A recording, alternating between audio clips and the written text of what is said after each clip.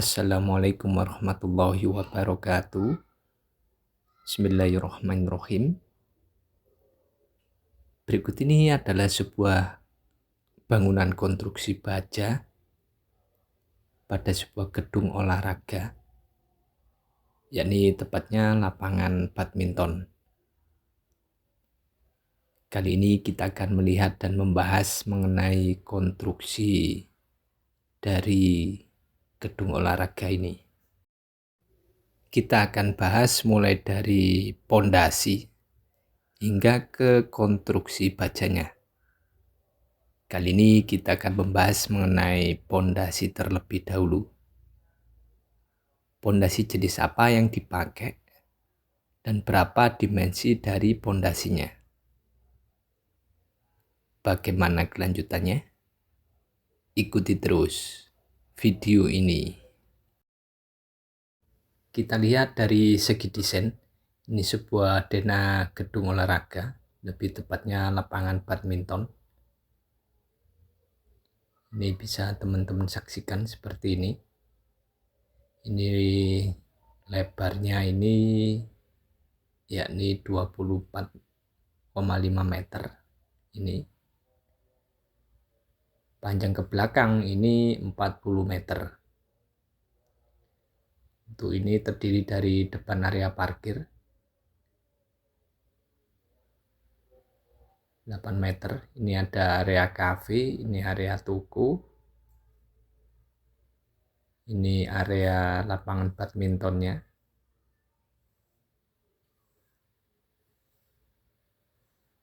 Dan ini ada area toilet cewek dan cowok.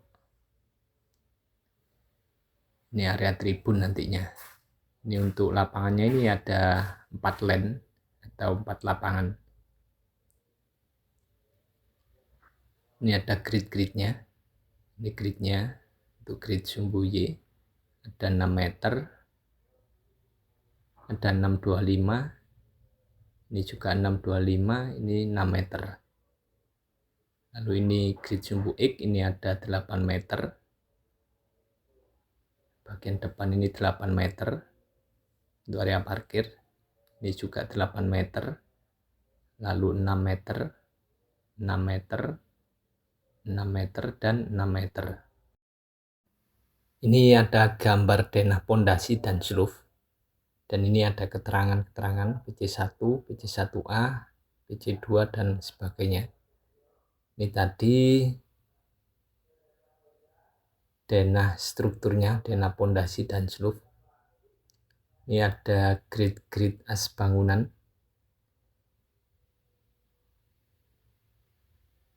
Ini 6 meter. Ini ke sini 6,25, ini 6,25 dan ini 6 meter untuk grid Y. Dan ini grid X-nya ini 8 meter. Ini 8 meter, ini 6 meter, 6 meter dan selanjutnya juga 6 meter. Ini ada beberapa tipe pondasi, ada PC1, PC1A dan PC2. Ini PC1, ini PC2, ini PC1A, ini PC1, ini PC1, ini PC1A, ini PC1, ini PC1A, ini PC1. Jadi untuk konstruksi utamanya ini sesuai grid ini. Ini juga PC1, ini PC1, ini PC1, ini PC1 sesuai grid as bangunan PC1. Ini juga PC1. Ini juga PC1, PC1. Di antara grid as PC1 ini per 6 meter ini tengah-tengahnya ada PC1A. Ini untuk menopang slope S1 ini. Jadi kita pakai PC1A. Karena bentang terlalu lebar 6 meter, tidak pakai pondasi batu kali, tapi kita pakai PC1A sebagai pengganti pondasi batu kali. Untuk menopang slope ini juga antara PC1 di tengah-tengah ada PC1A.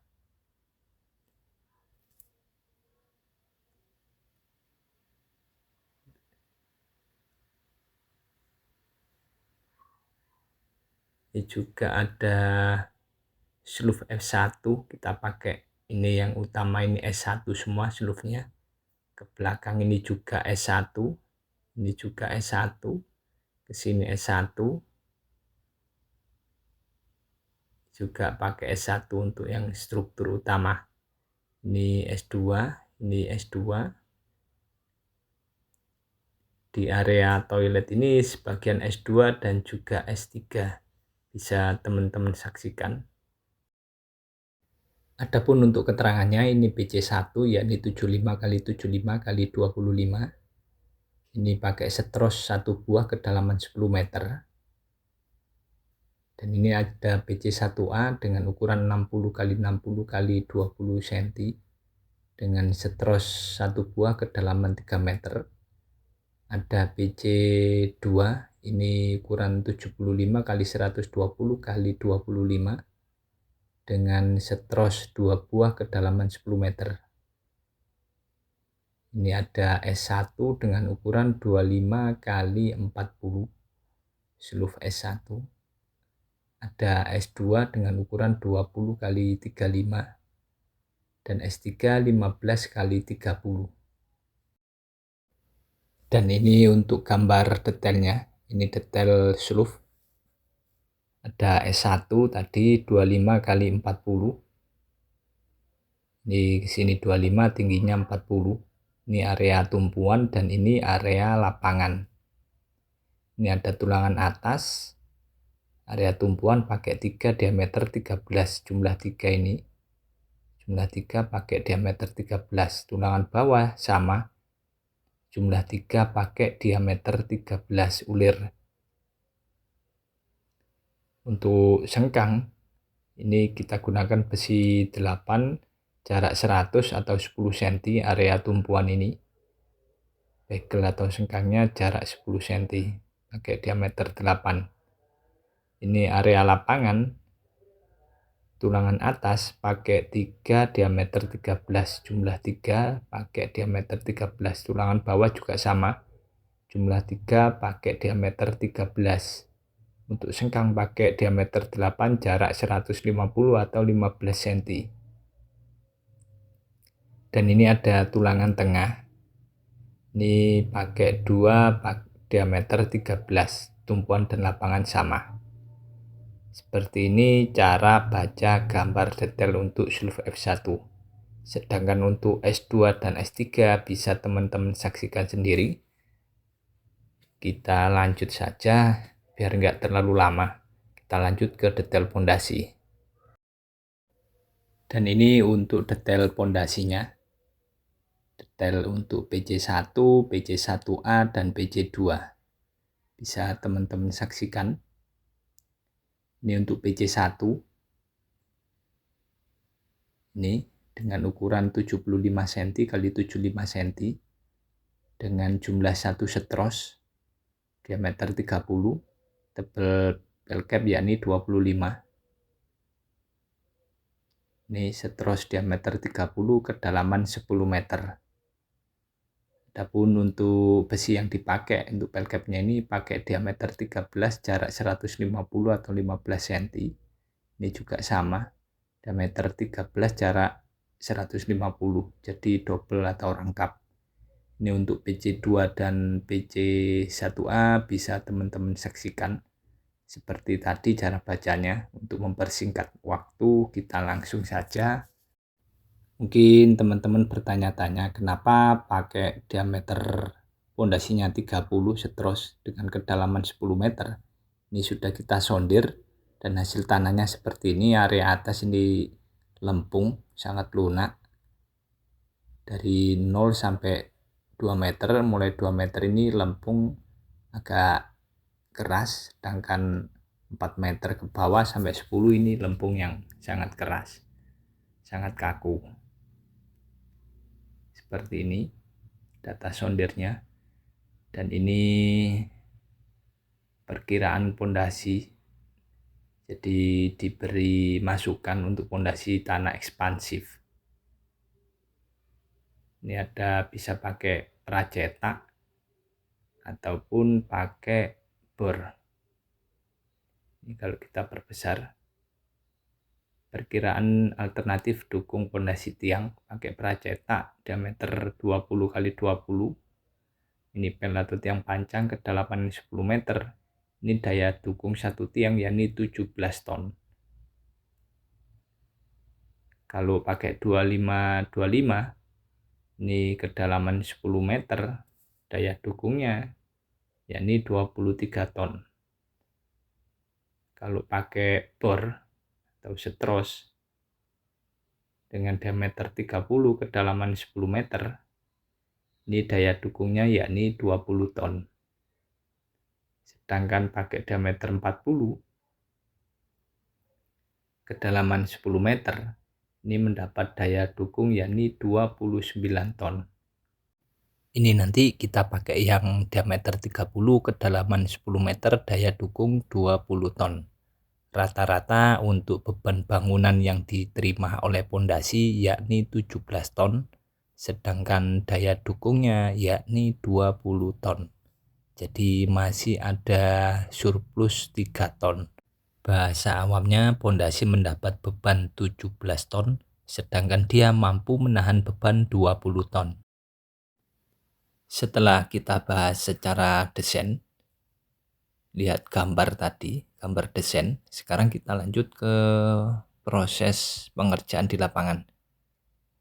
Berhubung saya tidak punya video proses pengerjaan setros yang di lapangan bulu tangkis, ini saya carikan video proses pengerjaan setros di tempat yang lain. Yang terpenting ilmunya tersampaikan. Seperti desain tadi, untuk setrosnya kita gunakan diameter 30 dengan kedalaman 10 meter. Jadi pondasi setros ini pengeboran tanah secara manual seperti ini. Setelah proses pekerjaan pondasi setros selesai, ini kita lanjut ke proses pekerjaan pondasi pelcap dan juga pedestal, kolom pedestal. Jadi ini kita lot untuk menentukan grid as pondasi dan juga grid as kolom pedestal. Itu ada setek besi setros, nanti kita kaitkan pada pondasi pelcap. Ini proses setting kolom pedestal. Disesuaikan dengan grid as bangunan. Jadi untuk pelcapnya tadi kita gunakan besi 13 ulir, jarak 15 cm baik sumbu X maupun sumbu Y. Sebelum proses pengecoran pondasi pelcap, ini besi dari kolom pedestal harus sudah masuk ke pondasi pelcap. Untuk besi kolom pedestal kita gunakan besi 13 ulir dengan jumlah 8. Dan kemarin terjadi hujan sebelum proses pengecoran pelcap dan air menggenang pada area pondasi, ini wajib kita kuras. Kita habiskan airnya. Jangan sampai cornya tercampur dengan air yang menggenang seperti ini. Beresiko mutu beton nanti akan berkurang. Jadi airnya wajib kita kuras. Untuk proses pengecoran pada pondasi pelcap, setros, dan juga sloof ini kita lakukan secara manual namun menggunakan mesin molen. Untuk campuran yakni 1 semen dibanding 2 pasir dibanding 3 kerikil. Adapun untuk takaran dalam ember, ini paling enak campuran di lapangan yakni 1 semen ini dibanding dengan pasir 3 ember cat 25 kilo. Jadi 3 ember untuk pasir, kita gunakan pasir Lumajang. Nanti dibanding dengan kerikil atau koral, ini yakni 5 ember. Untuk koralnya ini kita gunakan koral batu split pecah mesin dengan ukuran 1:2.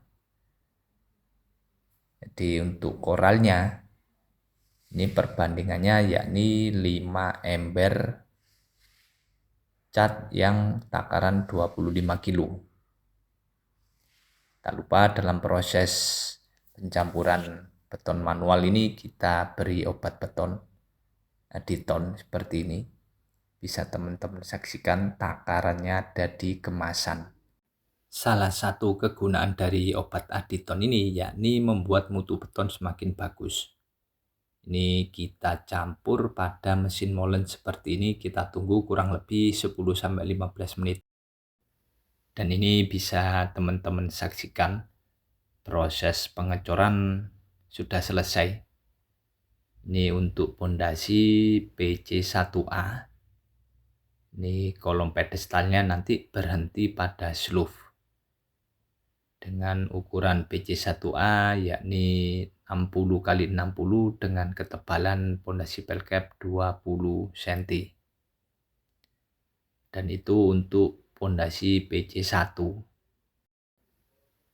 Dan ini juga PC1 dengan dimensi 75 x 75 dengan ketebalan 25 cm.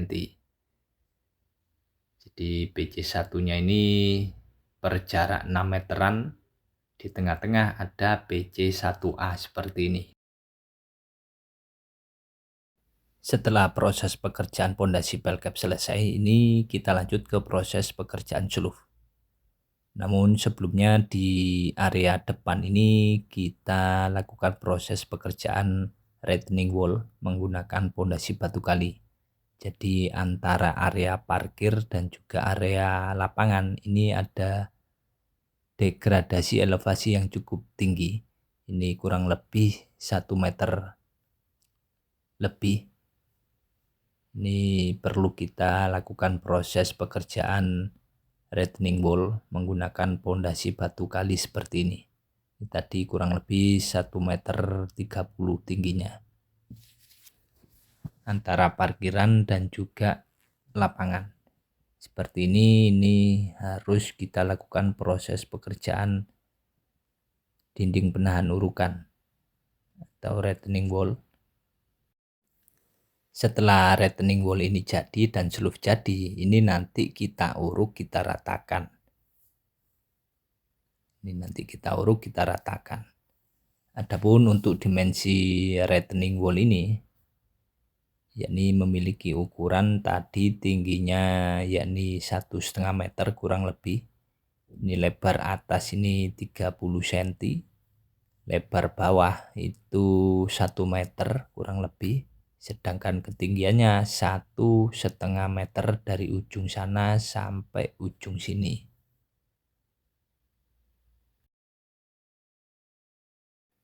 Dan ini bisa teman-teman saksikan proses pembesian sleeve S1 sedang berjalan.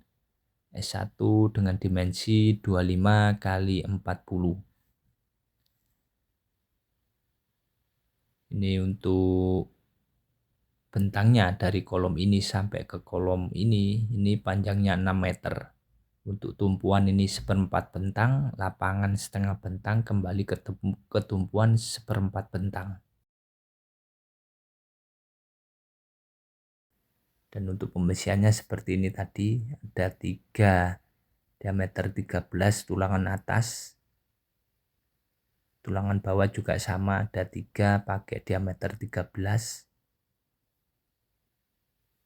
Sedangkan tengah ini ada 2 diameter 13. Untuk bekel atau sengkang area tumpuan jarak 10 cm pakai diameter 8. Untuk area lapangan bekel atau sengkang pakai diameter 8 jarak 15 cm. Jadi untuk besi utama tumpuan dan lapangan ini sama.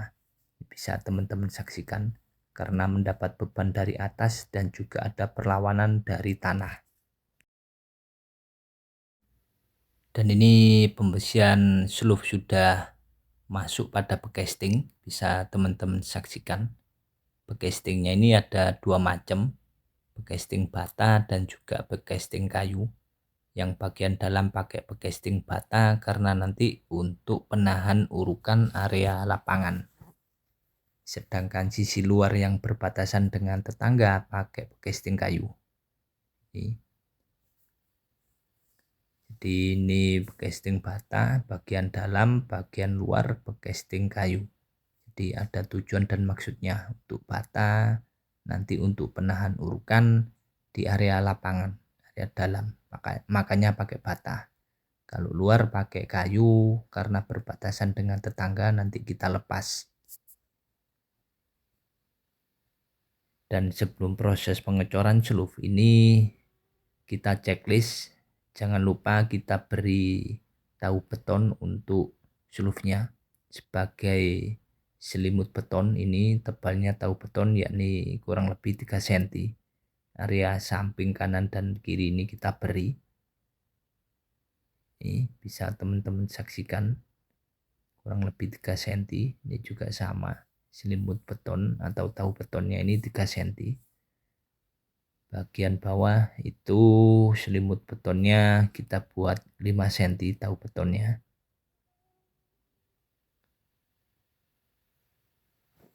Jadi sebelum proses pengecoran ini kita checklist semua, mulai dari pembesian, pecasting, dan kebersihan. Semua kita checklist. Untuk pengecoran seluf ini juga sama, pengecorannya secara manual tapi menggunakan mesin molen seperti ini. Adapun untuk campuran seperti tadi, yakni 1 semen dibanding 2 pasir dibanding 3 kerikil. Adapun untuk mempermudah proses pencampuran di lapangan, ini biasanya 1 semen ini kita banding dengan pasir itu, yakni 3 pasir dengan ukuran ember cat 25 kilo, sedangkan untuk kerikil ini 5 ember kerikil takaran ember 25 kilo ember cat. Untuk kerikilnya kita gunakan batu split ukuran 1:2, sedangkan pasirnya kita gunakan pasir Lumajang. Dan seperti ini proses pengecoran seluf secara manual, yakni seluf dengan tipe S1 dengan ukuran 25x40. Ini kita tuang pakai ember cat ukuran 25 kilo.